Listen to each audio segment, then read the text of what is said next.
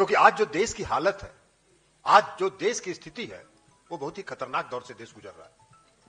हम लोगों ने 1975 का आपातकाल भी देखा था, इमरजेंसी भी हम लोगों ने देखी थी। इमरजेंसी में जो स्थिति थी उससे भी आज बदतर स्थिति इस देश की हो चुकी है। कोई काम नहीं हो रहा इस देश में, सिर्फ बात बनाने का काम हो रहा है और सिर्फ इतिहास को कैसे समाप्त किया जाए और एक व्यक्ति नरेंद्र मोदी के नाम पर सारे इतिहास को कैसे लिखा जाए, यही काम आज तक देश में हो रहा है।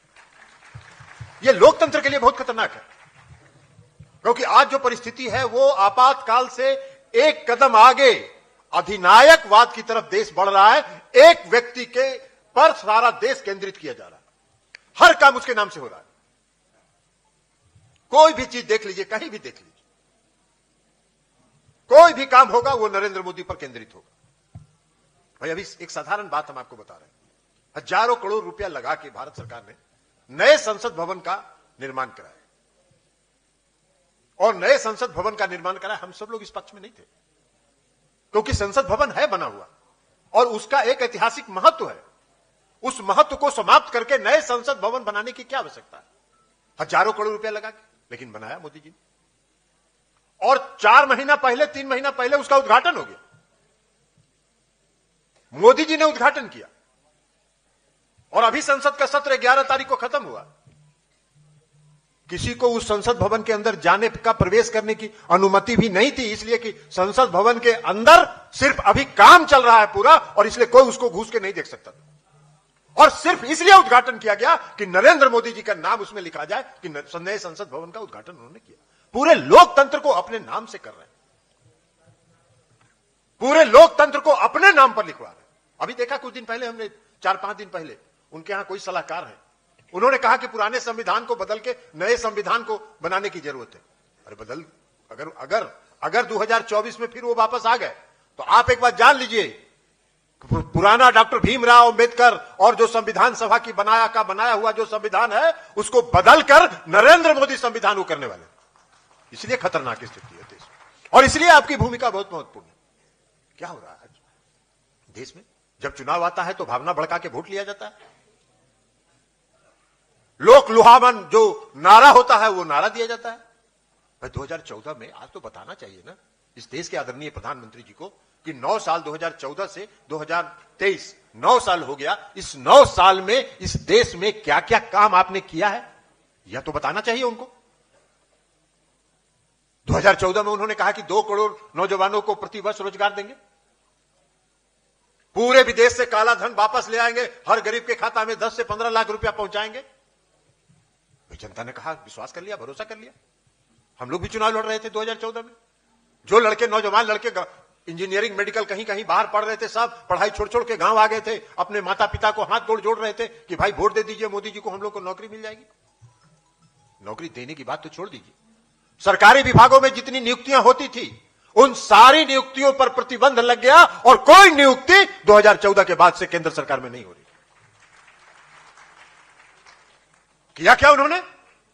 सेना में जो सबसे ज्यादा नियुक्ति वाला विभाग था, वो विभाग था डिफेंस। सेना में सबसे ज्यादा बहाली होती थी, हर साल कैंप लगता था, घूम घूम के हर जिला में दौड़ होता था, और दौड़ में नौजवान पास करते थे और उनको सेना में नौकरी मिलती थी। क्या किया वहां उन्होंने? 3 लाख से ज्यादा नौजवान, 3 लाख से ज्यादा नौजवान पहले से दौड़ में पास कर गए थे, उनका मेडिकल हो गया था। उन सारी नियुक्ति पत्र को, उनको सिर्फ नियुक्ति पत्र जारी होना था, उसको फाड़ के फेंक दिया और 4 साल के लिए अग्निवीर बना देने का काम किया। यही मजाक कर रहे हैं आप नौजवानों के रोजगार के साथ? आपने भावना भड़का के इस देश की जनता को बरगला कर कि हम 2 करोड़ नौजवानों को रोजगार देंगे, नौजवानों को आपने भड़काने का काम किया, और उनकी भावना को भड़का के आपने वोट लिया, शासन में आए और उसके बाद भूल गए। इन्होंने कहा कि 15 लाख सब काला धन लाएंगे, सबके खाता में 15 से 20 लाख पहुंचाएंगे।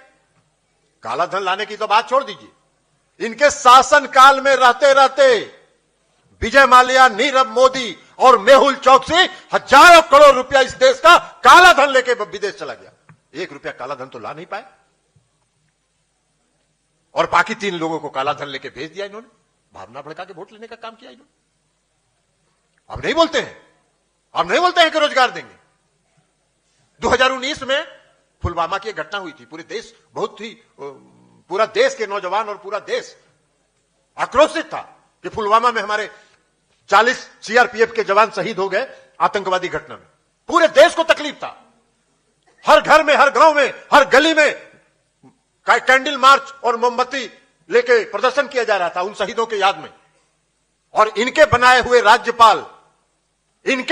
राज्यपाल श्री सत्यपाल मलिक जी ने कुछ दिन पहले एक इंटरव्यू में यह कहा कि पुलवामा की जो घटना हुई उसके 3 महीना पहले हमने कहा था केंद्र की सरकार को कि ये सीआरपीएफ के जवानों को हवाई जहाज से यहां से वहां पहुंचाइए। 3 महीने तक सरकार ने कोई उत्तर नहीं दिया और अंत में कहा कि गाड़ी से इन लोगों को पहुंचाइए। आतंकवाद का जो प्रदेश था जम्मू एंड कश्मीर में, वहां पूरा सड़क की बिना जांच किए हुए सारे सेना के जवानों को आपने भेज दिया और आतंकवादी घटना में 40 लोग मारे गए। सत्यपाल मलिक जी ने यह भी कहा कि घटना के बाद मुझको प्रधानमंत्री जी ने फोन किया और पूछा कि क्या घटना हुई थी। मैंने कहा उनको कि हम लोगों से चूक हुई, हमारी सरकार से चूक हुई। और प्रधानमंत्री ने कहा कि चुप रहिए, कुछ मत बोलिए, एक शब्द मत बोलिए, जवान बंद रखिए।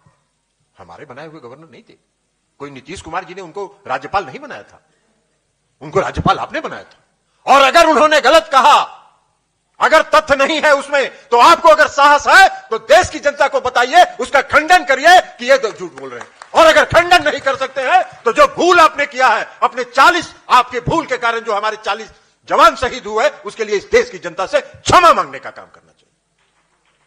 तो 2014 का चुनाव तो 2 करोड़ में निकल गया, 2019 का चुनाव पुलवामा में निकल गया।